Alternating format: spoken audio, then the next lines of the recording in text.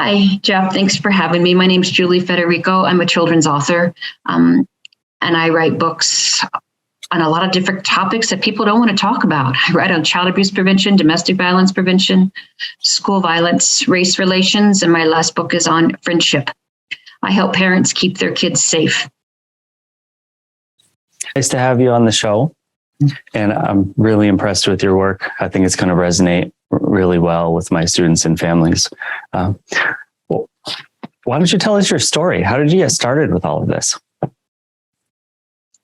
that's an interesting story. So I was a middle school counselor for 20 years. I was not a writer. My kids were 11 to 14, and they kept telling me stories of abuse that happened to them 0 to 8 years old. And they were still dealing with it as 11 to 14-year-old. And the way they dealt with it was by doing risk-taking behaviors. Every risk-taking behavior you can imagine they did, and it didn't work. That didn't heal their wound.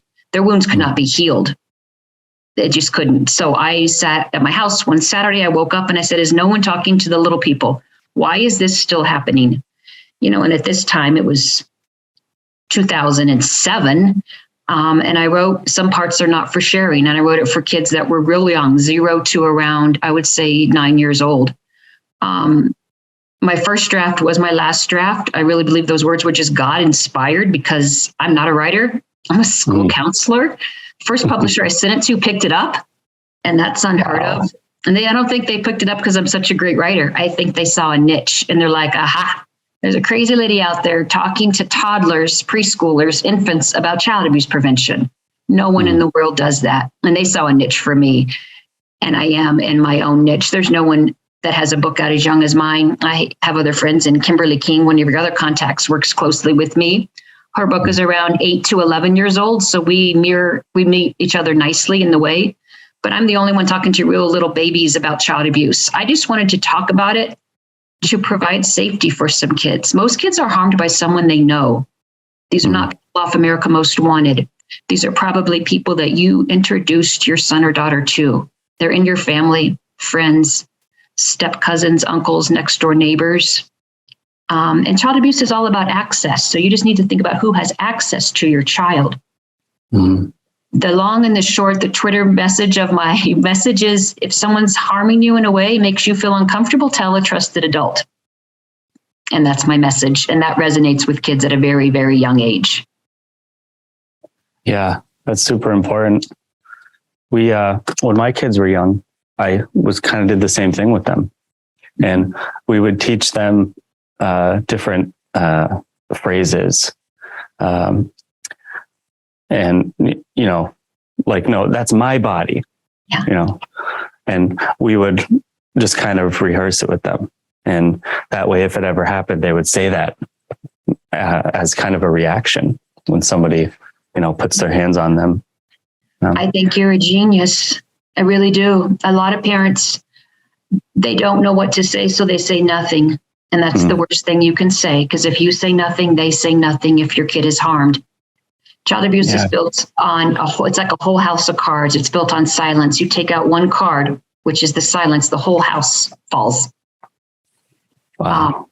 And that's so powerful, and it's so simple, but I'm still not working hard enough. Every time I log on to my email, I log in through MSN, and the lead story is someone getting harmed almost every day.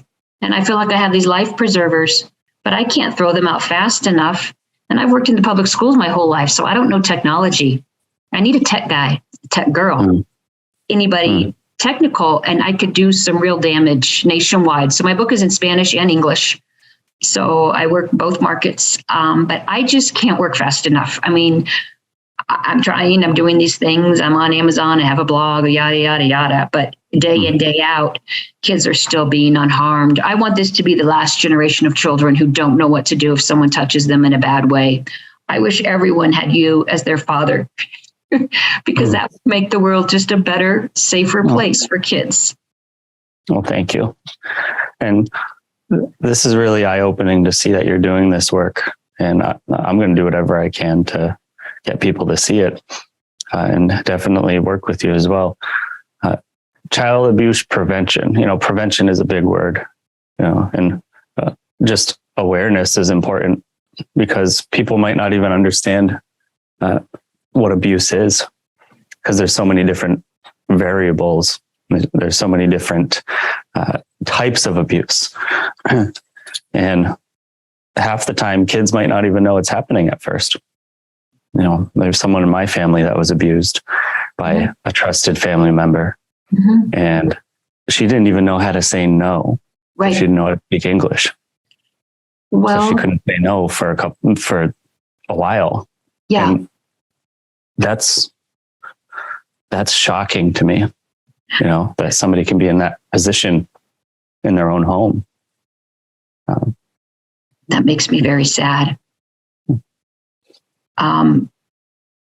I think kids instinctively know it's wrong when they're violated. They instinctively know this is wrong, but they don't know what to do.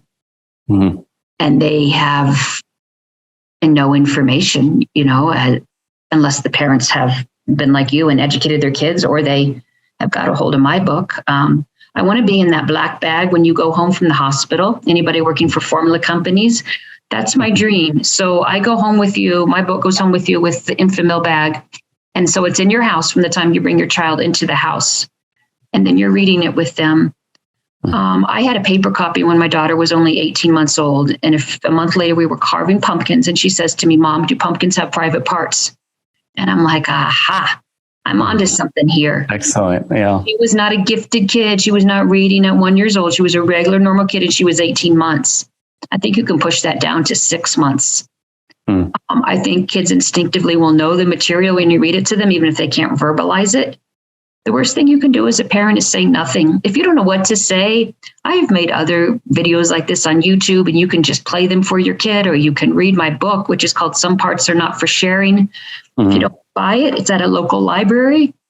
If you want to buy it, you can find me at Julie Federico, JuliFederico.com. And it's Some Parts Are Not for Sharing. If you read that to your kid, I don't have a percentage, so they're a whole lot more protected than they were before you read it to them. But it takes some work, and it takes some talking to them. You telling your kids and giving them permission to say no is key. You just want to know. Kids will self-disclose to you if you crack that door open a little bit and give them permission to self-disclose if something happens. Do you know what I mean? If you've had these conversations and then something happens, you say, "Mom," and I tell kids, like when I give my talks at schools, I say, you know, your teacher's a mandatory reporter, but they're so busy. If you have to talk to them about this, you say, "Mrs. Johnson, I need to talk to you about the fish book." And that's code for, oh my gosh, this is important. So if you want to use that with your kids, because I know how busy parents are when you come home. You've got to do laundry, you've got to get dinner on, you've got to go to soccer, you've got to help with homework. And there's some crisis usually with an appliance at the same time. You know, so there's this perfect storm of busyness. But you teach your kids, "Mom, I need to talk to you about the fish book. Something happened at school today." Teachers do harm children. I work at a school. I know that they do. So you need to educate your kids. Most kids, parents will think about having this talk when their kid's 8 or 9 years old, when they're starting to go to sleepovers. But I would move it back. When I started doing this work, 15 years ago, the average age of the kids first being harmed was 5 years old. And I kept saying 5. And then someone emails me, they're like, "Julie, you're wrong." And I'm like, "What?" They go, "The average age has now moved to 4. And I'm like, "Oh, for the love." And my heart just sank. And so I'm saying 4 now. Probably in 10 years, I'll get another email and someone will say, "Julie, you're wrong again. It's 3. And I'm like, oh, dear God. It's a very young age. So it was 4. It was 4, 7 years ago, is what I'm saying. I don't know what it is. People can harm kids at any age. Newborns have been harmed. So there is no safe age where you think, "Oh, I don't have to say this to my kid yet because it's safe." There is no safe age. So just start talking casually. Kids understand this material at a very young age. I have read this book at Head Start. Head Start is 2 and 3 years old, to a whole classroom, and they got it. That's amazing. And, you know, some people, the first thought that might come to their mind when they think of abusers is adults, but they don't know that sometimes it might be a 12-year-old boy or a 12-year-old girl who's the abuser, because they're changing and they're curious, but maybe the household is so busy or something in the family dynamic leaves them alone a lot and something happened. Yeah. You know? that's how it starts. And then when people are abused, it kind of gets normalized in their mind. And if it keeps happening again to them, they don't do anything about it. And they keep getting abused for their whole life. And then maybe it even passes on to their kids. When it happens to their kids, it's a vicious cycle.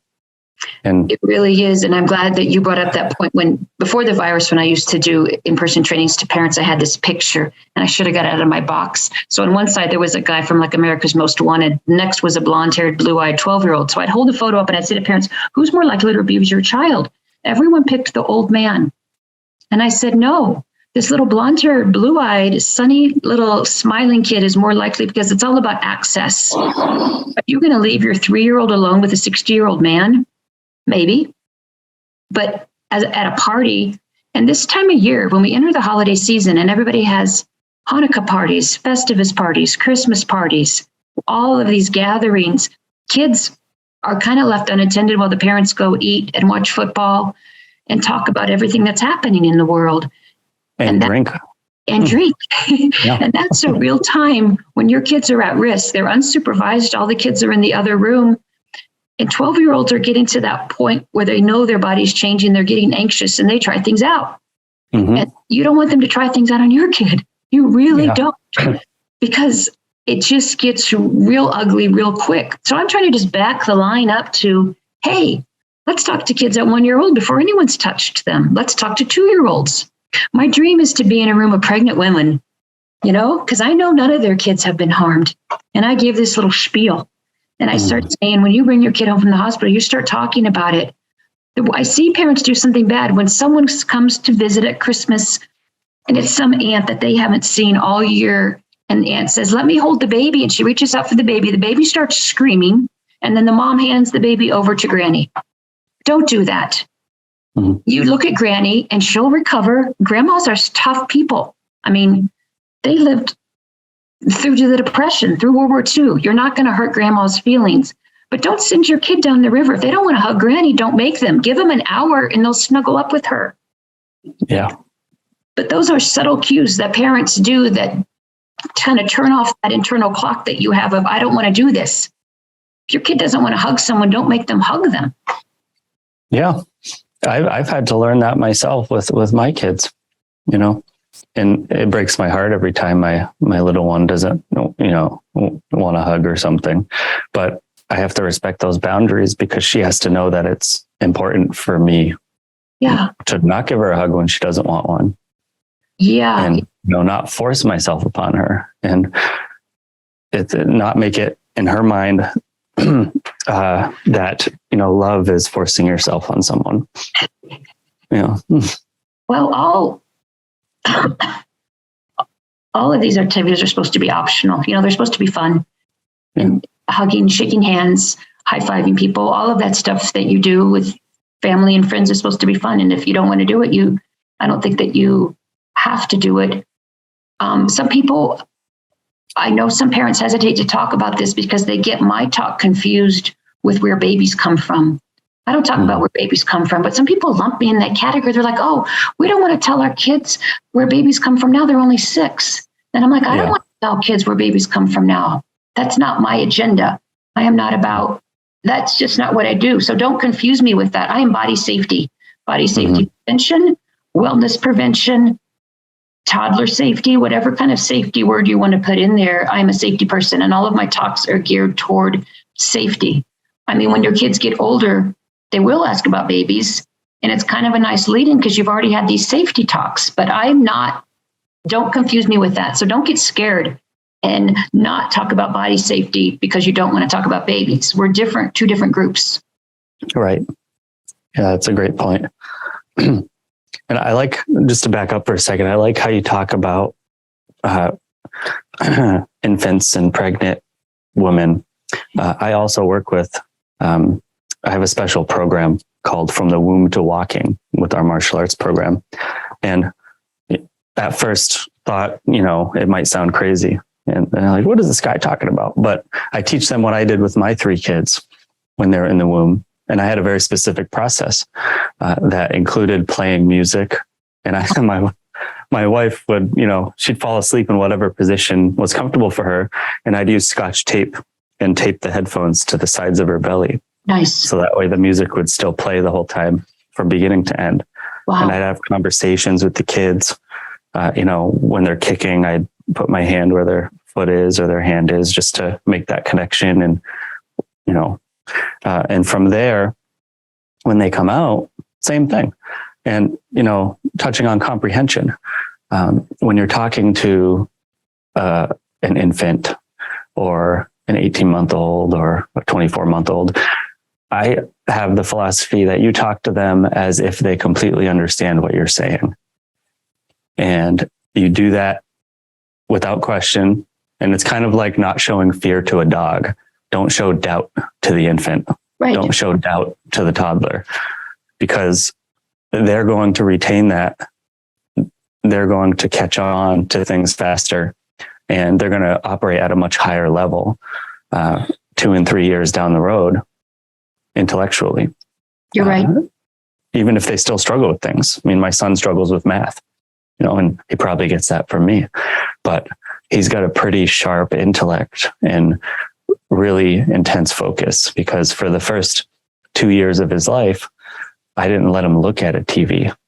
I didn't let him look at a screen. Of course, sometimes it happened in the daycare, or family members that just want to put him in front of the TV. It's okay. But for the most part, I didn't look at the screen. And instead, I'd focus on awareness and interaction and conversation. So this stuff is brilliant. And I think these are good stories and good steps to take, just to educate. You're onto something really big here. Well, it is important. And I like what you say, talking to them like they understand. I never baby talked with my kids, and they were talking at a young age, and they were fairly verbal because I talked to them like they were an adult. And you don't have to do that. But I have broken down this topic of child abuse prevention in language that toddlers can understand. I think that is the selling point of this, and the success of it is it takes this subject that no one wants to talk about, and I serve it up on a platter for preschoolers with no fear. Kids are never afraid to talk about this. It's parents who have issues talking about it. And I've determined a lot of parents have issues talking about it because they were abused as a child and they never told anyone. So we have all of these parents who are now grown up raising their children, and they just don't want to talk about it. They've never told anyone. So talking about this makes parents feel very uncomfortable. That's where I come in. If you don't want to have the safety talk with your kid, I am starting to do these Zoom meetings where I talk to families 45 minutes, and I tell them everything, and you turn me on and you can turn me off. That's great. I want to do whatever I can in my power to prevent this, because I knew remediation from school, and remediation doesn't work. I was not successful with those kids at my middle school. Like I said, they did every harming behavior, and I was not successful at stopping them. And the wounds do not go away. So it's better to prevent the wounding from even starting, and prevention is easy. And you were a guidance counselor? A school counselor, Excellent. So that's really powerful. Just to hear you say that. And, you saw a problem and you created a solution, and that solution is still relevant today, if not more than it was in the past. Yeah, I think I'm going to get real popular in about 10 years because this younger generation talks about everything. Nothing is off table for them. Yeah, they certainly lack an inner dialogue these days. You're right.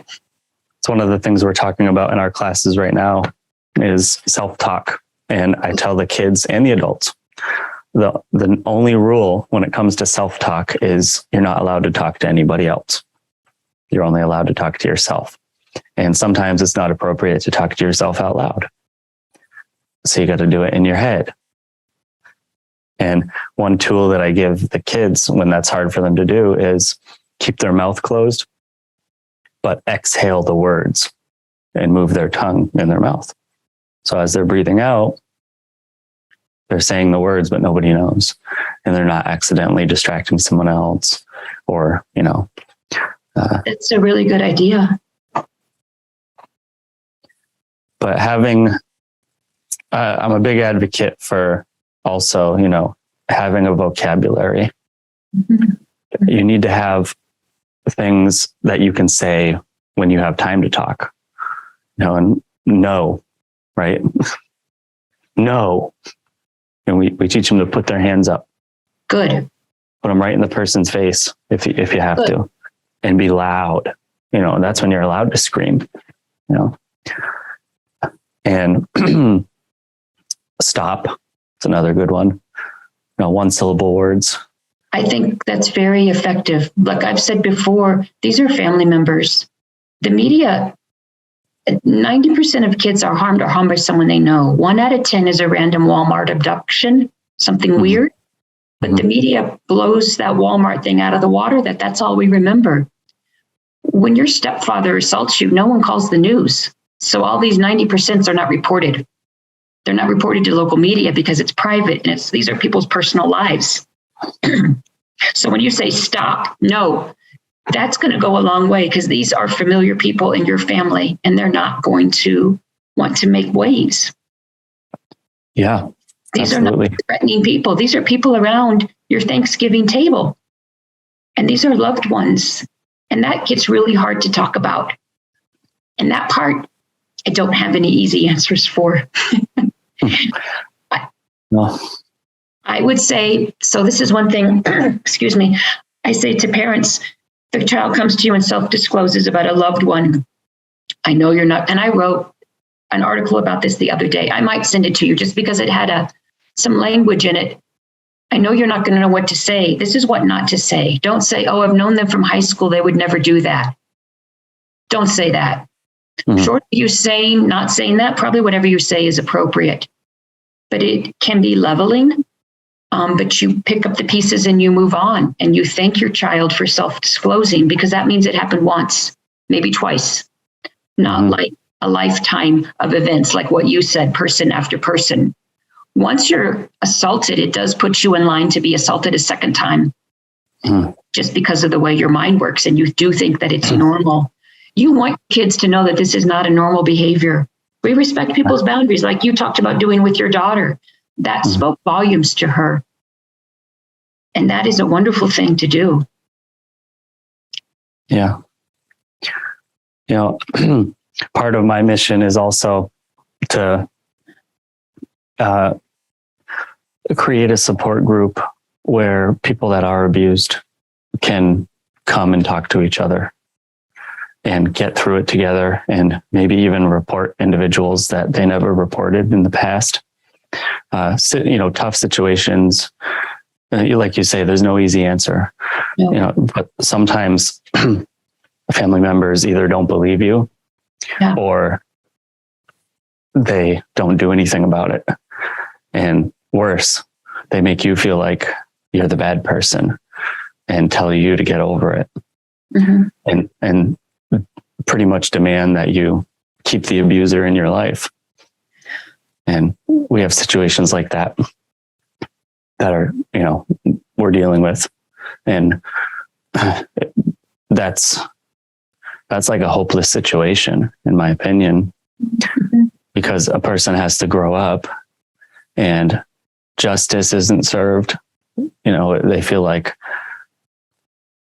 this thing happened and, all they're allowed to do is just stay quiet. And this other person, a family member who's supposed to be a trusted family member who was supposed to defend them, didn't. And they're still in the family, Yeah. And that can be devastating. I think if your child is harmed by someone, you want to give them as much opportunity for success as you can. And you as a parent drive that boat. And the first thing is believing them. Kids rarely lie about them. Kids rarely lie about this. And people do recover from this. With therapy and treatment, you can recover. So it is not something that you have to carry around your whole life. But the main intersection is most of these kids are minors. So they're young children living in homes I think most abuse happens around 0 to 8 years old. You get a street smart 9-year-old and people kind of don't mess with them. It's easier to mess with the little kids because they're not educated. If your child's harmed, you can get them help, and they will.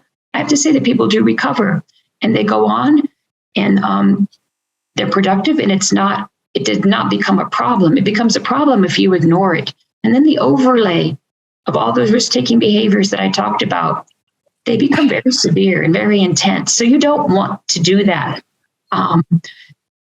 There are lots of low-cost counseling services. I'd like to talk to now about child advocacy centers and what they can do for people. In some states, you have to have a referral to the child advocacy center through social services or the police.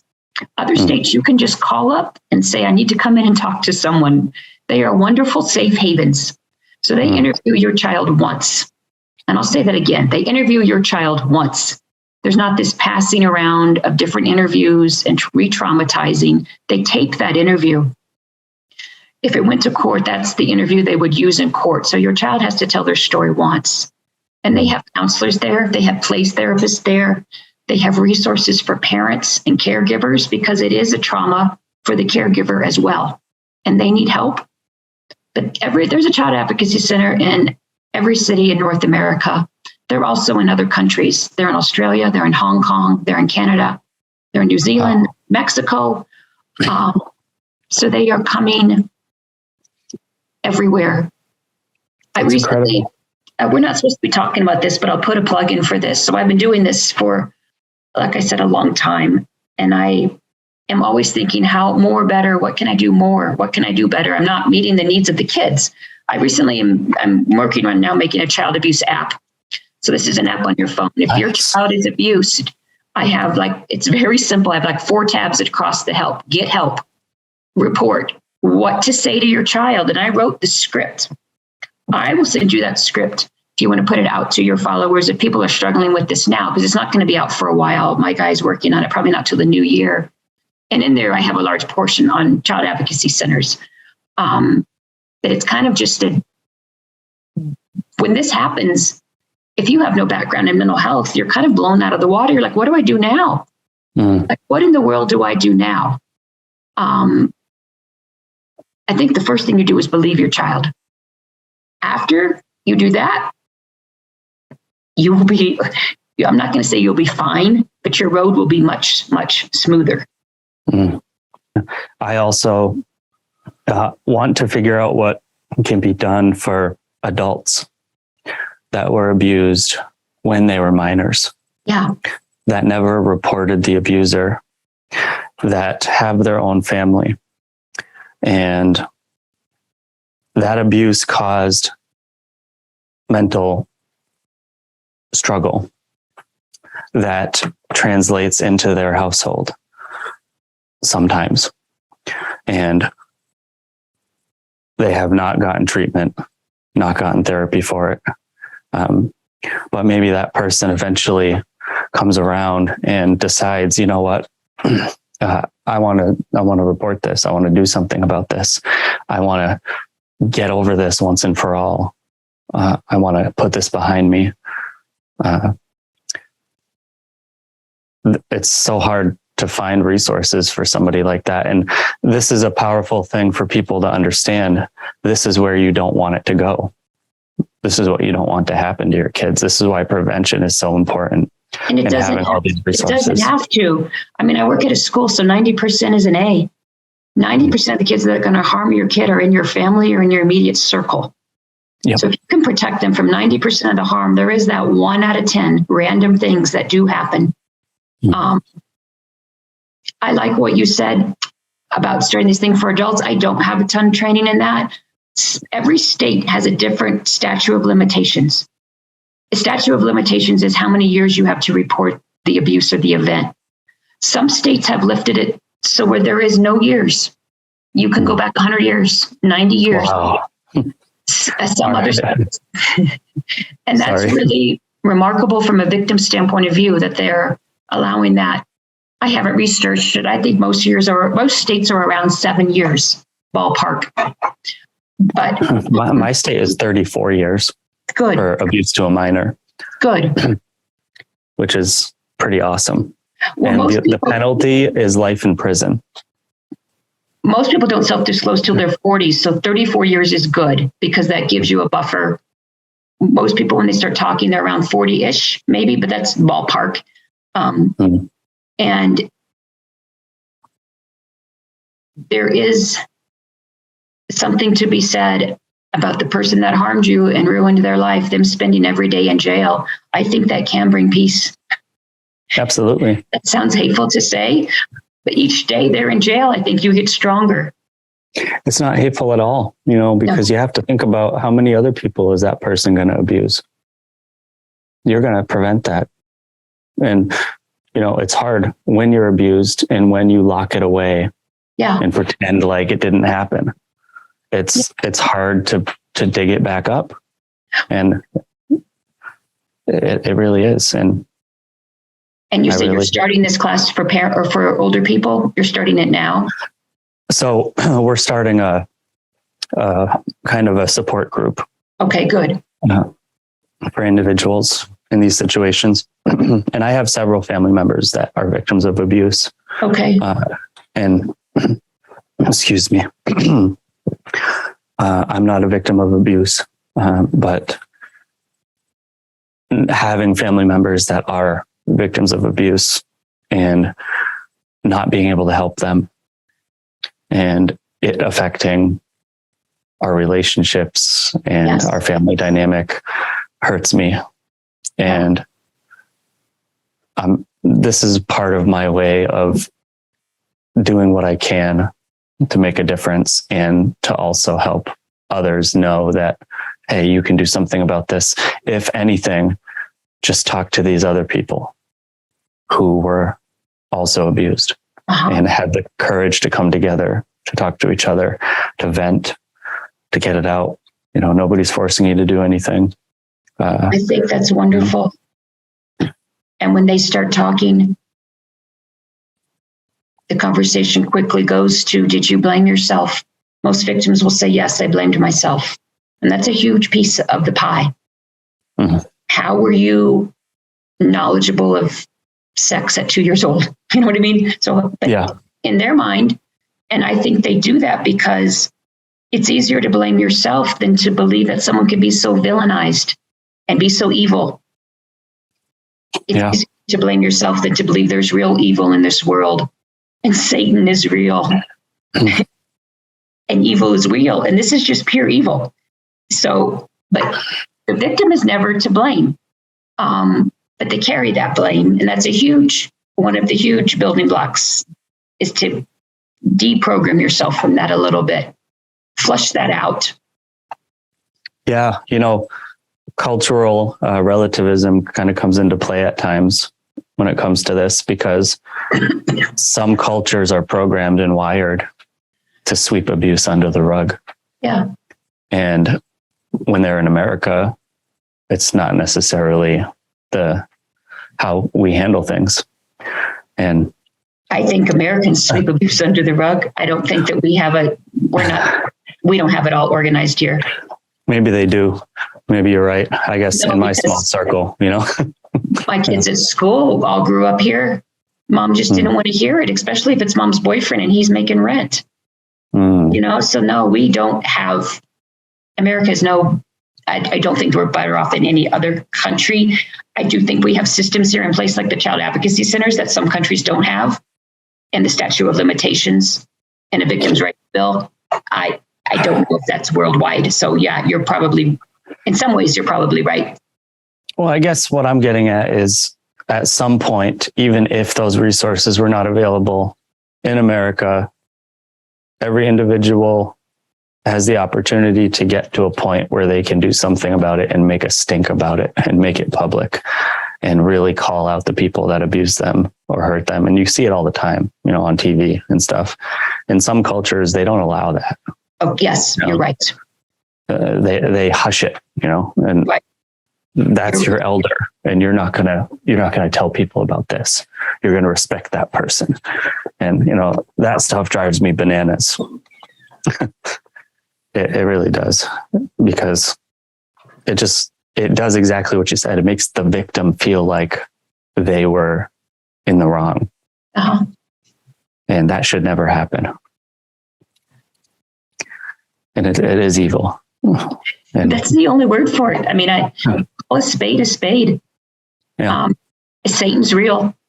And, and so parents just need to be smart. And really, this work is easy. It's not complicated. And kids don't have any hang-ups about talking about this. So if you start these conversations with your kids, they're not going to freak out. They'll be like, oh, thanks for telling me that. They also may say to you, hey, Mom, that's already happened to me. And you'll be like, oh my gosh, that lady from the Zoom the other night was telling the truth. Wow. Yeah. They may self-disclose to you that something has already happened. And that's positive, I think. Not that it happened, but they're telling you. Yeah. The sooner, the better. Mm-hmm.